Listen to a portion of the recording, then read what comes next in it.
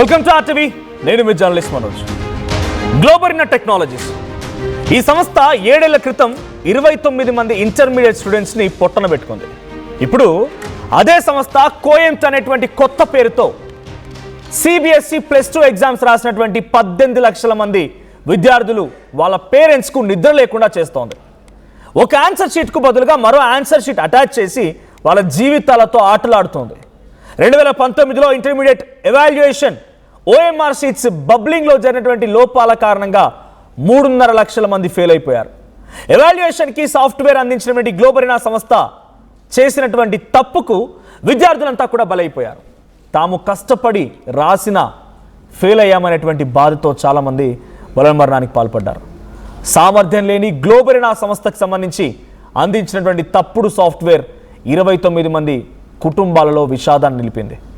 అప్పుడు గ్లోబరినా పేరుతో ఘోరానికి పాల్పడిన ఈ ముఠ ఎప్పుడు వేషం మార్చింది అంతే, పేరు మార్చుకుంది అంతే, కానీ అదే తప్పు, అదే రకమైనటువంటి తప్పిదాలు మళ్ళీ జరుగుతున్నాయి. అప్పట్లో తెలంగాణలో ఈ కిల్లర్ గ్యాంగ్ చేతిలో హతమైనటువంటి 29 మంది విద్యార్థులు, వారి కుటుంబాలు నేటికి విషాదాన్ని మర్చిపోవడం లేదు. వారి కన్నీళ్ళు ఇప్పటికీ ఆగడం లేదు. ఆనాటి చేదు జ్ఞాపకాలు ఇప్పటికీ వారిని వెంటాడుతూనే ఉన్నాయి. వారిలో ఇప్పుడు ఆర్టీవీ స్టూడియోలో ఓ కుటుంబం ఉంది. ఆ కుటుంబాన్ని మీకు ఇంట్రడ్యూస్ చేస్తాను. ఆ తర్వాత ఈ గ్లోబరినా గురించి ఒక నిమిషం మీకు వివరించే ప్రయత్నం చేస్తాను. నాతో పాటుగా నవీన్, బానోతు నవీన్ అద్భుతమైన విద్యార్థి. 10th లో 9.0 9 పాయింట్స్ సాధించాడు. అన్ని ఏ+ అద్భుతంగా మంచి స్పోర్ట్స్లో రాణించాడు. కానీ ఈ గ్లోబరినా చేసినటువంటి ఈ కిల్లర్ గ్యాంగ్ తప్పిదం వల్ల నవీన్ బలమరణానికి పాల్పడ్డాడు. సో నాతో పాటుగా నవీన్ తల్లిదండ్రులు ఉన్నారు.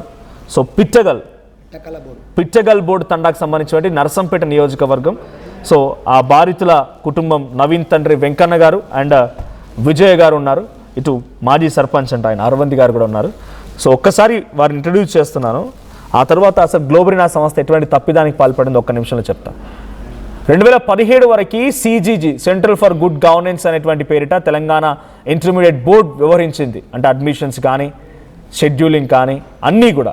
Evaluation and exams announcement results మాత్రం ఒక కొత్త ప్రైవేట్ సంస్థకి ఇచ్చేది, మ్యాగ్నిటెక్ టెక్నాలజీస్ అని చెప్పి ఆ కంపెనీ నిర్వహించేది. అప్పుడు 2 సంస్థలను కలిపి అప్పటి వరకు రిజల్ట్స్ వచ్చాయి 2017 వరకు కూడా. ఆ తర్వాత ప్రభుత్వానికి లేకపోతే అక్కడ ఉన్న పెద్దలకి బోర్డుకి ఏం ఆలోచన వచ్చింది తెలియదు. దీని వెనుక ఎటువంటి రాజకీయ కోణం ఉందో తెలియదు. ఒకే ఒక్కరు కావాలి, 2 సంస్థలు వద్దు, ఒకే సంస్థ అన్ని పనులు చేసేది కావాలని చెప్పడంతో అప్పుడు గ్లోబరినా అనేటువంటి ఆ సంస్థకి టెండర్ అప్పగించారు. 4,35,00,000కి 3 సంవత్సరాల పాటుగా. ఇక ఆ సంవత్సరం అయితే గ్లోబరినాకి ఈ పగ్గాలు అప్పచెప్పారు. ఆ సంవత్సరమే 29 మంది చనిపోయారు. ఇప్పుడు వాడే పేరు మార్చుకొని మళ్ళీ సిబిఎస్ఈకి దగ్గరికి వెళ్ళిపోయాడు. ఏ అర్హత లేదు, గతంలో ఎవాల్యుయేషన్ చేసిన అర్హత లేదు, గతంలో ఎటువంటి కరెక్షన్ కానీ ఎగ్జామినేషన్ కానీ ఏ అర్హత లేదు, 0. వాడి గురించి తెలుసుకోకుండా అప్పుడు అప్పగించినటువంటి ఆ ఇంటర్మీడియట్ బోర్డు మీద 3 మెంబర్స్ కమిటీ వేస్తే మొత్తం బట్టబయలైంది. ఏమైనా మనకి ఏం అర్హత లేదని చెప్పి తేల్చేసింది. అలా అర్హత లేనటువంటి ఆ సంస్థకి ఇచ్చి ఈరోజు నవీన్ని బలిగొన్నారు. మంచిర్యాలలో ఒక అమ్మాయి జీ నవ్యకి ఇటువంటి మాదిరిగా మార్క్స్ వచ్చాయి, 29 మంది 2019లో.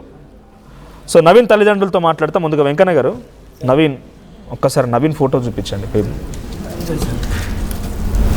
చూడండి, కెమెరాకి చూపించండి.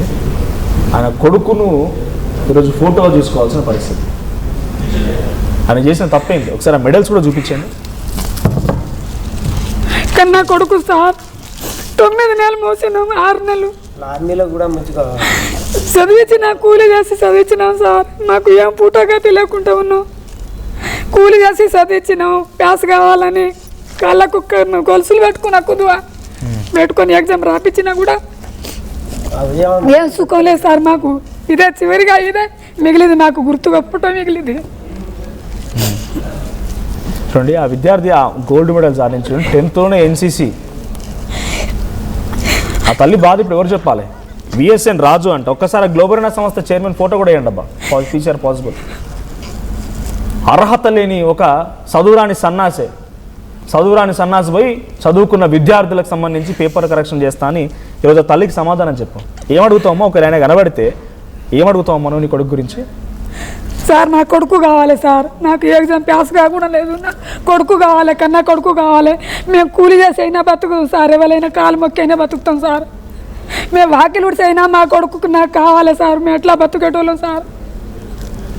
ఏ సార్ వచ్చినా, ఏ ఎమ్మెల్యే వచ్చినా, ఏ ఎంపీ వచ్చినా ఎవరు పట్టించుకుంటలేరు సార్ మాకు. మళ్ళీ ఈ బండారు సత్తా గారు కూడా వచ్చింది సార్, మీకు న్యాయం చేస్తే ఇవ్వకుండా కాలాల పడ్డాం సార్, న్యాయం చేస్తాం బాబు, న్యాయం చేస్తాం. ఇంతవరకు ఏం లేదు సార్. 7 ఏళ్ళు అవుతుంది. 7 ఏళ్ళు అవుతుంది సార్. 2019. ఆ తల్లికి సమాధానం చెప్పు. లేదంటే ఇప్పుడున్నటువంటి ఏ రాజకీయ నాయకుడైనా సరే ఆ తల్లి ఏమడుగుతోంది చూసారా? ఆ తల్లి ఏమడుగుతుంది? నా కొడుకుని తీసుకొచ్చి ఇవ్వమంటుంది. ఏ రాజకీయ నాయకుడిని తీసుకొచ్చి ఇవ్వగలుగుతాడా? ఏ మంత్రి అయినా, ముఖ్యమంత్రి అయినా, ఆ సంస్థకు సంబంధించినటువంటి అధినాయకులైనా ఆ తల్లి ఏం చెప్తాను? చివరిగా నాకున్న గుర్తు అదే అని అంటోంది. ఏం జరిగిందమ్మా? ఆ బాబుకి ఆ రోజు రిజల్ట్ వచ్చింది, ఏప్రిల్ 19 అనుకుంటా. ఏం జరిగిందమ్మా? ఎప్పుడు యాదికి వచ్చినా ఏడిపోయి సార్, ఎప్పుడు ఒక్క కొడుకు, ఉన్న కొడుకైనా మాకు పట్టించుకుంటలేడు సార్. పెళ్లి చేసుకున్నాడు, ఒక అమ్మాయి ఉంది, ఆ కొడుకైనా మాకు పట్టించుకుంటలేడు. మీరు ఏం సంపాదించడం ఏం పెట్టిండు? ఉన్న కొడుకు మీరే సాగొట్టంటే మాకు సాగొడతాండు సార్. ఇక కదమ్మా ఆ రోజు రిజల్ట్ వచ్చింది, వచ్చింది సార్. నవీన్తో ఏం మాట్లాడి నవీన్ మీకు చెప్పిండా అమ్మా రిజల్ట్ ఇట్లా వచ్చిందని? ఒకసారి నేను చూపిస్తా. ఈసారి ఇఫ్ పాసిబుల్ అయినా 10th మెమో ఉందా? ఆ ఫోటో ప్లే చేయండి. ఇదైనా 10th మెమో నా చేతిలో ఉంది, మీకు కనిపించట్లేదు అక్కడ బహుశా. ఈ 10th మెమోలో ఆయనకు వచ్చిన స్కోరింగ్ ఎంత? 9.0. 10thలో 9 పాయింట్స్ వచ్చాయి. ఏ స్కూల్లో చదివండి బాబు? ప్రైవేట్ స్కూలే. సార్. ఆ మెమో మీకు చూపిస్తున్నాం. అంటే చూడండి, 9.0. 10thలో 9 స్కోరింగ్, అంటే A+, ఏ గ్రేడ్ అయింది. అంత మంచిగా చదివిన బాబు ఇంటర్మీడియట్కి వచ్చేసరికల్లా వీళ్ళ తప్పిదాల కారణంగా ఫెయిల్ అయిపోయాడు. వీళ్ళు చేసినటువంటి కరెక్షన్ కారణంగా ఫెయిల్ అయిపోయాడు. ఆ రోజు ఏం జరిగింది? పిల్లగాడు రిజల్ట్ వచ్చింది, మంచిగానే చదువుతున్నాడు, మంచిగా. నాకు తెలిసి మీరు ప్రౌడ్, ఎందుకంటే ఆ తండాలలో ఇట్లా మంచిగా చదువుకునేటువంటి అబ్బాయి అంటే చాలా గర్వంగా ఉండుంటారు మీరు కూడా. ఏంది ఆ రోజు ఏం జరిగింది బాబుకు రిజల్ట్ వచ్చినాక? ఏం జరగలేదు సార్, మాకు ఏం చెప్పాలి?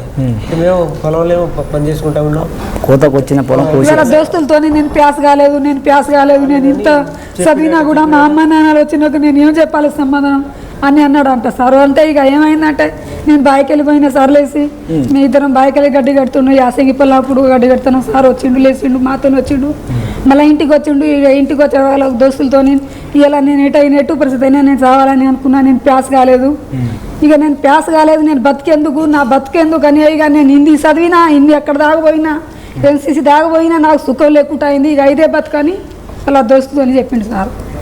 ఇక మేము బాయ్ కాడొచ్చి వచ్చే వరకు ఇక పోయినా సరే నవీన్ నువ్వు నెక్కుండా పోయి నెక్కుండా ట్రైన్ గిడ పడి చేస్తాను ఎవరికి ఫోన్ చేసిండు. వాట్సాప్ ఫోన్ చేయలేదు సార్, వాట్సాప్ పెట్టిండు, చచ్చిపోతాను, ఎగ్జామ్ రాలేదు, ట్రైన్ కింద పడి చచ్చిపోతాను అన్న అని